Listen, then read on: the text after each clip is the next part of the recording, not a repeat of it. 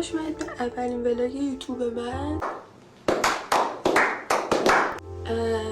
امروز قراره که با دوستم برم بیرون، بعد گفتم که براتون ولاگش کنم و بشه اولین ولاگ یوتیوبم. این استایل امروزه و دوستم منتظره بریم که ببینیم قراره چی کار کنیم. Let's go. اینم از داداشم آروین.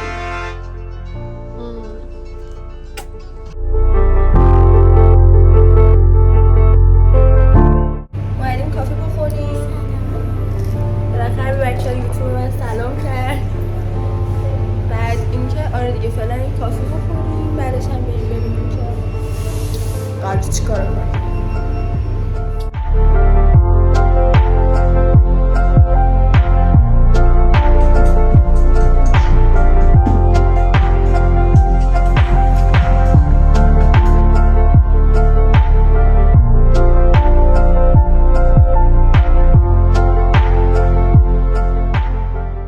ما پیشی خیلی کوچولو دیدیم، خیلی کوچولوتر از چیزیه که بتونید ببینیم. نمیدونم معلومه یا نه، خیلی کوچیکه. آقا ما اومدیم اینجا نشستیم غذا بخوریم. ساعت چنده؟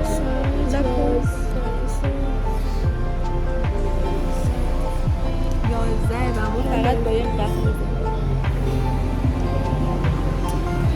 6.5 hours later.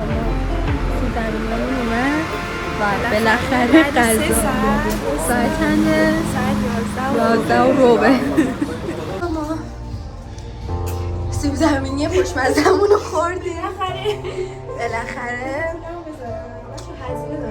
هزینه ها با ایشون بوده. شاید بیزنس آره اینجوری که آره دیگه. خلاصه که با ما همراه باشید. چه گادپوری و رفقا اینه کو اینه تو خیلی پنی کنم با نو دادم مدل محمد. چه حسی داری؟ چه حسی داری که اولین ولاگ یوتیوب هم با تو؟ احساس افتخار می‌کنم. نه که ولاگ ما خیلی پرمحتواست. پس چرا قراره فیلم میلیونی بگیری؟ آره عزیزم. خلاصه که به خاطر آوینم شده لطفا لایک بدید، سابسکرایب من کنید. دوست دارین من بچه‌م یتیم بچه سرطان داره، میخوایم خرج درمانش رو بدیم، لطفا حمایت کنید. من بتونم خرج سرطانش رو بدم، شما کمک کنید. کمک مالی، لایک. بچه‌ها یه بارم من واسه آوین هزینه کردم، هزینه زیاد. واقعا من بوت پوشیدم. من از خونه خودمون نیومدم و امروز قرار بود بارون بیاد، ولی نه تنها بارونه بلکه هوا آفتاب شده. هوا آفتابی تر از چیزیه که میخواد بارون بباره. البته اب نداره، اینجا چاله یا آبه. اوکیه بچه ها. اشوال با ما عالی هستیم. مردم هم دارن ورزش میکنن، ما داریم اسپاگتی. بچه هر چقدر به مارک میگم میزان توافق قدی که نیاز دارم اینه قبول نمیکنم. بالاخره دارم اسلاید آخر رو از بالا ببینم